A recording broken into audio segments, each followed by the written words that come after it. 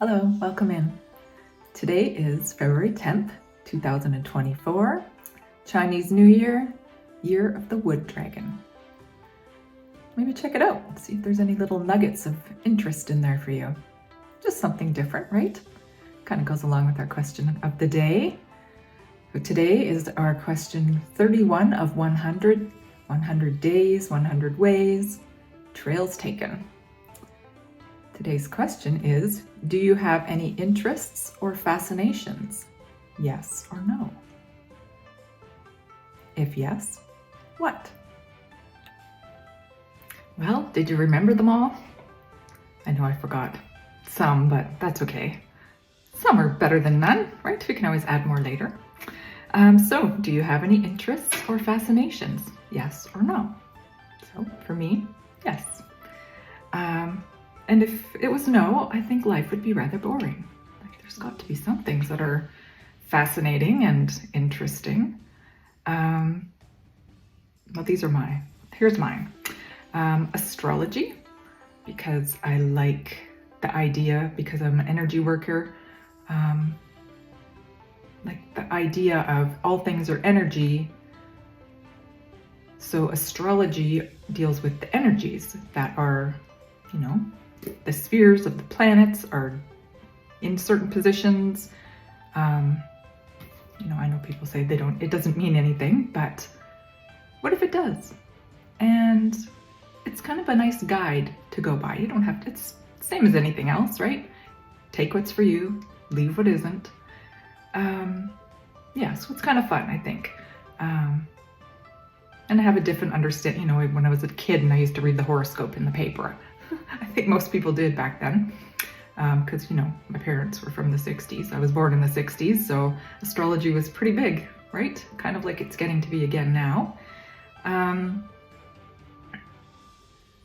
Just learning what it means for you, and how to work with it, because it's just an extra tool.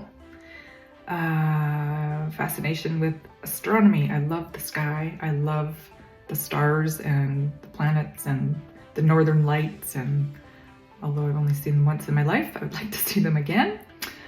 Shooting stars, solar flares, like all sorts of things, right? There's like so many things out there.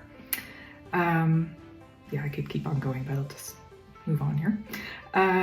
Quantum physics, entanglement, fascinating, super fascinating. Like, I think it was Einstein that said, things get spooky at a distance, and, particle entanglement. And I don't know if you've ever heard of this double slit experiment. They shot protons, I think they were protons, through a screen. I don't know how far away. That part I don't think matters. And the prediction, the observer, would predict which slit it went through, and it always went to what the observer believed. So also there's another thing called Schrodinger's cat. So these are some things you can look up, right? Just interesting. Seeking truth, seeking answers, seeking source, gas. Just seeking to know myself better, because I think from my own experience, now that I understand myself, I'm working on self-mastery, right? Understanding myself allows me to understand others in a different way that I never really understood before. So having understanding and helps with compassion and helps with empathy and, of course, unconditional love, right? Tarot and oracle cards, I love them. I love contemplating with them. Again, it's the observer. Whatever it means for you is the thing that that's the thing that's going to react with your chemistry on the inside of your body, right? So if you're triggered by something, say you're looking at cards, or even just now, if I'm speaking about it and it's triggering you, write that down, because, just belief that you hold, right? That says it's negative or whatever it might be for you. I was the same way before, and yeah, that also I have a better understanding of, and it's using your intuition. So I love using my intuition, and now that my body's clear and I can feel it and I know what it is, and yeah, it's fun actually. It makes life more interesting, and a lot less painful, honestly. I've always been fascinated with accents and language. Even though I don't know any other languages, I did try and study Spanish once. I think I've mentioned that before. So I know some words are in there. It's just a matter of, you know, when I need them, they seem to come, but not very often. I don't speak Spanish very often, so I don't really, you know, I think immersing yourself in those kinds of things makes it easier. But as I was saying, that I think I was a diplomat in my other life, or in a last lifetime. Yeah, like an ambassador or something, right? And knowing different languages. Like maybe I was a linguist because I really like it. I like listening to people and, you know, the way their own languages roll off people's tongues, and the little different, you know, the little different nuances and nose breathing, and the way the tongue moves. Like some cultures, their tongue doesn't, you know, execute the same way that ours does. So in their own language, it would, you know, it's lilting and easy for them to say it. But then if they switch to English, then sometimes it's a little bit difficult, right? The tongue doesn't move in a way that they're used to when they say some letters that we have, perhaps. So anyways, I think language is very, it's awesome. I'm really glad that the world is quite English speaking now. That's nice for me. I don't want to have a translator, and I don't think my capacity is not there to, you know, really dive in and learn a new language, but you never know. Like I said, immersion is always the way, I think, or the best way.